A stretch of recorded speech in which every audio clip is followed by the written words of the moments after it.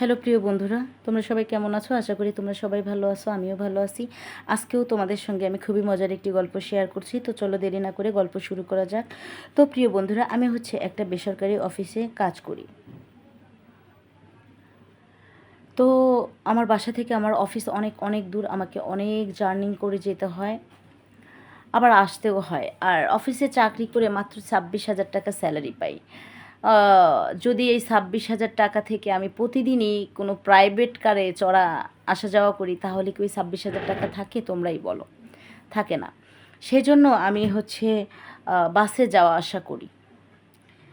হ্যাঁ, কখনো কখনো অফিসের আমার এদিকের যে মেয়েরা আছে, ছেলেরা আছে, আমরা সব স্টাফরা মিলে হয়তো বা একত্র ছুটি হইলে সবাই একসঙ্গে একটা সিএনজি ভাড়া নেই, ভাগটোয়ারা করে আমরা সবাই টাকা দিয়ে দিই। যাই হোক, এভাবেই চলছিল আমার লাইফস্টাইল। আমি 26,000 টাকা বেতন পাই। বেতন পেয়ে আমার 7,500 টাকা ঘর ভাড়া দিতেই চলে যায়। তারপরে আমার একটা সমিতি আছে, যেখান থেকে আমি লোন করি বা করেছিলাম যে কোনো বিপদের কারণে। সেখানে আমাকে 3,000 টাকা দিতে হয় কিস্তি। যাই হোক, এখানে আমার 10,500 টাকা চলে যায়। চলে যাওয়ার পর মাসিক দোকান আছে, সেখানে টাকা দিতে হয় সারা মাসে। দেখা যায় কোনো মাসে 7,000 টাকা হয়, কোনো মাসে 7,500-8,000 টাকা পর্যন্ত হয়। এগুলো সব কিছু দেওয়ার পরে আমার কাছে মাত্র কিছু টাকা থাকে। তার উপরে মাকেও কিছু হাত খরচা ওষুধ খাওয়ার জন্য টাকা দিতে হয় 2-3 হাজার টাকা। তো এইভাবেই আমার দিনকাল চলছিল। তো বেতন যে কয় টাকায় পাই ওইটা বড় কথা নয়। আমি সারা মাস যাবো আসবো সেই হিসাবে কিছু টাকা রেখে দিতাম। এইভাবেই চলছিলাম। তো একদিন অনেক অনেক সকাল থেকেই বৃষ্টি হচ্ছিল। তো সকালে অফিসে যাওয়ার সময় ভিজেই গেছি। তো বাসা থেকে গেলাম, ভাবলাম যে আমি ছাতা নিয়ে বের হচ্ছি, ঠিক আছে। তারপরও আমার মনে হয় যে আমার সাথে একটা ড্রেস রাখা উচিত। যদি একেবারেই ভিজে যাই তাহলে তো ঠান্ডা লেগে যাবে বা জ্বর আসতে পারে। এই ভেবে আমি একটা ড্রেস নিয়ে নিলাম সঙ্গে। যাই হোক, তো আসলেই এতটা তুফান ছিল যে আমি পরিপূর্ণভাবে ভিজে গেছি। অনেক সময় দাঁড়ায় রইছি, বাস নাই নাই নাই নাই নাই, সেটা অফিসে যাওয়ার আগেই। তো ফাইনালি আমি একটা বাস পেলাম, ওই ভিজা শরীরেই উঠে গেলাম। টিফিনের ব্যাগ তো হাতেই, বাসে তো যথারীতি সময় মতো আমি পৌঁছাতে পারিনি। আমি 1.5 ঘন্টা লেট ছিলাম। 1.5 ঘন্টা লেট হয়ে গেল, ভালো কথা। ওই অবস্থায় আমি অফিসে ঢুকলাম, ঢুকে স্বাক্ষর করলাম, করার পরে আমি ওয়াশরুমে গেলাম। যাওয়ার পরে আমি ফ্রেশ হয়ে ওই জামাটা নিয়ে গিয়েছিলাম, ওটা যে আমি পরে নিলাম। পরে নেওয়ার পর আমি কাজ শুরু করলাম। কাজ করতেছি, দেখলাম আমার অনেক কোয়ালিগরা সবাই আসলে একদম মুরগি ভেজা হয়ে গেছে সবাই। সবারই ওই একই অবস্থা। তো কারো অলরেডি ঠান্ডা লেগে গেছে, আবার কেউ হাঁচি দিচ্ছে, কাশি দিচ্ছে। তো আমার সামনের ডেস্কে যে আপা কাজ করতো, ওর নাম ছিল রহিমা। আর আমার দুই পাশে যে ডেস্কে কাজ করতো, একজন ছিল নাসরিন, একজন ছিল আসমা। ওরাও ভিজে এসেছে। তো আমাকে বলল, জেসমিন আপা আপনি, আমার নাম জেসমিন, আমাকে বললো, জেসমিন আপা আপনিও কি ভিজে এসেছেন? আমি বললাম, হ্যাঁ আমিও ভিজে এসেছি, কিন্তু আমি একটা ড্রেস নিয়ে এসেছিলাম, আমি সেটাই পরলাম। বললে, বাহ খুব বুদ্ধিমানের কাজ করেছেন, আসলে আমরা বুঝতে পারিনি যে এভাবে ভিজে যাব, তাহলে আমরাও আনতাম। যাই হোক, ওরা ফ্যানের বাতাস নিয়ে শুকোলো। শুকোনোর পর মোটামুটি আমরা সবাই কাজ করলাম। করার পরে সামনে রহিমা আপাও জাম মাখায় নিয়ে আসছিলো, আমাকে বললো, নাও একটু খাও, তোমার ভালো লাগবে। তো আমি আবার একটু খাইলাম। তো আসমা আর হ্যাঁ, আসমাই বলল। আসমা বলতেছে যে আমি কি একটু পাই না? আমরা বললাম, কেন পাবা না, নাও খাও। তো ও একটু খাইলো। যাক, এইভাবে আমরা পরিপূর্ণভাবে কাজ শুরু করে দিলাম। এমনি আমরা অলরেডি অনেক অনেক লেট।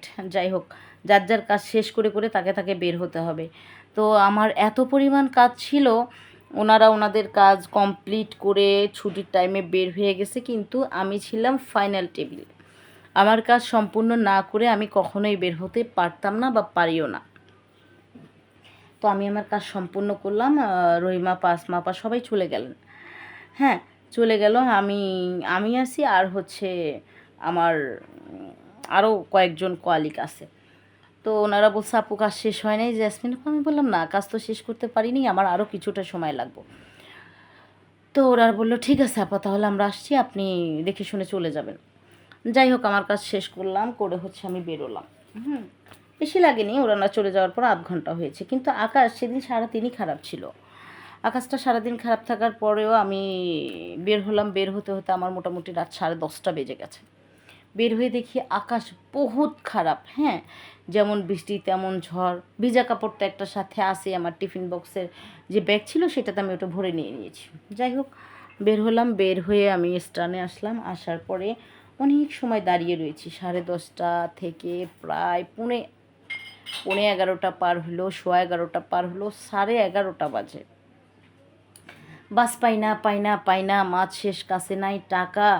মাত্র অল্প কয়েক টাকা আছে আমার কাছে, ঠিক আছে, মাত্র 120-30 টাকাই ছিল। তো ওই টাকা দিয়ে তো আমি সিএনজি বা হচ্ছে কোনো কিছু রিজার্ভ নিয়ে আসতে পারবো না। ম্যাক্সিমাম 350 থেকে 400 টাকা লাগে ওখান থেকে আসতে গেলে। যাই হোক, এখন দাঁড়াই রয়েছি, একটা বাসের অপেক্ষা করতেছি। বাস নাই। একটা বাস আসলো। বাসের মধ্যে বেশি না 5-7 জন যাত্রী। তো বাসটা আসার পরে উপায় নাই, আমি দেখলাম যে 5-7 জন যাত্রী আছে, উঠে পড়লাম ওই বাসে। হ্যাঁ, এইদিকের এই বাসটা ছিল। তো উঠে পড়ার পরে দেখলাম যে আস্তে আস্তে সবাই নেমে গেছে। শরীর এতটা ক্লান্ত, আঁখ লেগে আসলো আমার। আসার পরে বাসের ঝাঁকিতে আঁখ খুলে দেখি বাসে কেউ নাই, শুধু হেল্পার, ড্রাইভার আর হচ্ছে ওই সুপারভাইজারটা আছে। হ্যাঁ, কেউ নাই বাসে। তো ওরা আমাকে কোন রাস্তা থেকে কোথায় নিয়ে আসছে আমি কিছুই জানি না। তা আমি বারবার জিজ্ঞাসা করতেছি, ভাই মানে আমি যেখানে আসব, হ্যাঁ, আসে নাই জায়গা, আমারে বলতেছে না আর একটু সময়। এই করে করে আমি রাস্তা চিনতেছি না। আমি বললাম, কী ব্যাপার, এটা তো এই রাস্তা না। হ্যাঁ, তো ওরা নিঝুম এক রাস্তার মধ্যে গাড়ি চালাচ্ছে। চালাইয়া কী করলো, প্রথমে হেল্পার সুপারভাইজার আমার কাছে আইসে আমার সাথে বেত্তামেজি করতেছে। আমি বললাম, আমি কিন্তু অনেক জোরে চিৎকার করবো, আপনারা কি করছেন আমার সাথে?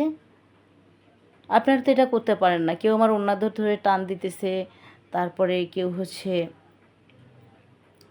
ডালিমের মধ্যে চাপ দিতেছে। খুবই খারাপ করছে আমার সাথে। তো আমি খুব ঘাবড়াই গেছি, আমি কান্না করতেছি, হাতে পায়ে ধরতেছি, আমাকে ছাড়ার কোনো নামই নাই তাদের। হ্যাঁ, এই করে করে করে করে প্রথমে হচ্ছে ওই কন্ট্রাক্টরটা এভাবে আমার সাথে ধস্তাধস্তি করে সে যায় ড্রাইভিং শুরু করলো। করার পরে গাড়ি কিন্তু রানিং আছে। করার পরে ওই হেল্পারটা আমার মুখ চেপে হাতগুলো ধরে কিন্তু বসে আছে, আমি লড়তে পারতেছি না। তারপরে ড্রাইভার উঠে আসলো। আসার পরে বলতেছে ওর হাত দুইটা ওই মানে দুই সিটের সাথে বেঁধে ফেলছে নিচে। বেঁধে আমার মুখটাও বাইন্ধে ফেলছে। আমি কথা বলতে পারতেছি না। ড্রাইভার তারপরে নিজের মতো করে সব লুটেপুটে নিল, ঠিক আছে? নেওয়ার পরে ড্রাইভার আবার যেয়ে বসলো গাড়ি চালার জন্য। চালানোর পর আবার কন্ট্রাক্টর আসলো। তারপরে কন্ট্রাক্টর, হ্যাঁ, মানে ওরা সিরিয়ালে কন্ট্রাক্টর আইসাও সেই একই মানে ভয়ানক এক হায়নার মতো আচরণ করলো, করে আমার দেহটার উপরে ঝাঁপিয়ে পড়লো, নিজের মতো করে ভোগ করলো। ও যাওয়ার পরে আবার সেই হেল্পারটাও একই কাজ করলো। অন্যদিকে আমি না পারছি চিৎকার করতে, না পারছি লড়তে। এই করে করে তারা আমাকে তাদের মতো করে ভোগ করলো। করার পরে এখন হচ্ছে আমার হাত পা খুলে দিয়ে মুখের বাঁধন খুলে দিল। আমি বললাম যে, তোমরা যেটা করলে সেটা কি ঠিক করছো? তোমরা হচ্ছে মানে একটা বাস চালাও, তোমাদের হাতে কত মানুষের দায়িত্ব।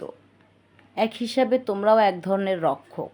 সেই রক্ষক কিভাবে ভক্ষক হতে পারে, আমি কিন্তু তোমাদের ছাড়বো না। এই কথা বলায় আমাকে একটা থাপ্পড় দিল। থাপ্পড় দিয়ে বলতেছে, তুই কি ছাড়বি না? বেশি কথা বলবি, বাড়াবাড়ি করবি, এখানেই মেরে দেব। হ্যাঁ, যখন এটা বললো আমি আরও ভয় পেয়ে গেলাম। আমি বললাম, আচ্ছা আমি কাউকে কিছু বলবো না, তোমরা আমাকে আমার অবস্থানে নামায় দাও।